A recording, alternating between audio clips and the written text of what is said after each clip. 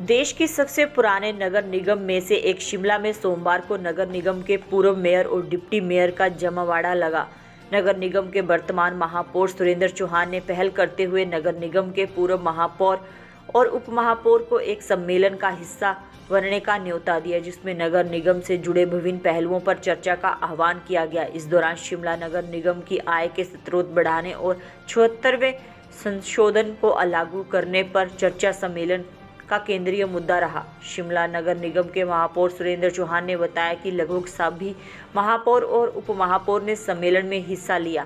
सम्मेलन के जरिए 74वें संशोधन को लागू करने पर चर्चा की और नगर निगम के आय के स्रोत बढ़ाने को लेकर पूर्व मेयर और डिप्टी मेयर से सुझाव मांगे गए थे। शिमला महापौर सुरेंद्र चौहान ने बताया कि सभी पूर्व महापौर और उप महापौर के निर्धारित एजेंडा पर बहुमूल्य सुझाव आए हैं।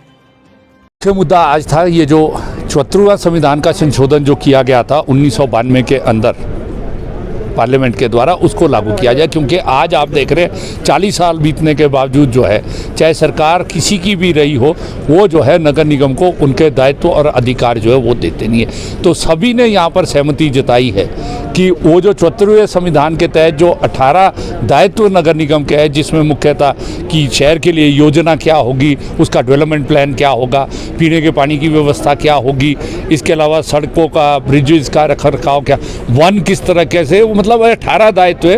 वो उनमें से एक भी दायित्व जैसे हेल्थ सर्विसेज है, हॉस्पिटल्स है, दूसरा जो है ये सारा जो है ये दायित्व नगर निगम का है। परंतु राज्य सरकार जिस भी मर्जी पार्टी की रही हो, उन्होंने ये दायित्व दिए नहीं। तो आज सर्वसम्मति से सभी जो पूर्व महापौर है, किसी भी दल से संबंधित थे, उप महापौर थे, उन्होंने कहा कि ये लागू होना चाहिए। दूसरा था जो यहाँ पर मुख्य मुद्दा था कि भाई किस तरीके से हम जो है संसाधनों की जो कमी है, तो हमने उसमें सुझाव दिया कि नगर निगम शिमला देश के पुरानी नगर निगमों में से ऐसी है, इसके पास संसाधनों की कमी नहीं है। क्योंकि बहुत सा बड़ा हिस्सा जो शहर के अंदर और शहर के इर्द गिर्द जो प्रॉपर्टीज़ है वो नगर निगम की है। तो इनका जो है सही रूप से दोहन करे तो नहीं, यहाँ पर कोई कमी नहीं होगी। तो इसको लेकर हमने सुझाव दिया है, जिस तरीके से सब्जी मंडी का जो ग्राउंड है करीब 2 हेक्टेयर जगह है, 25 बीघा के, यहाँ पर कॉम्प्लेक्स करे। जो स्मार्ट सिटी के अंदर प्रावधान किया गया था गंज बाजार को रीडेवलप करने का, सब्जी मंडी को रीडेवलप करने का, वो कार्य जो है पिछली सरकार जो थी और नगर निगम उसने किया नहीं है। क्योंकि आपको मालूम है एक लंबे संघर्ष के बाद स्मार्ट सिटी यहाँ पर आई। केंद्र सरकार और राज्य सरकार ने शिमला शहर को बाहर किया था बतौर महापौर।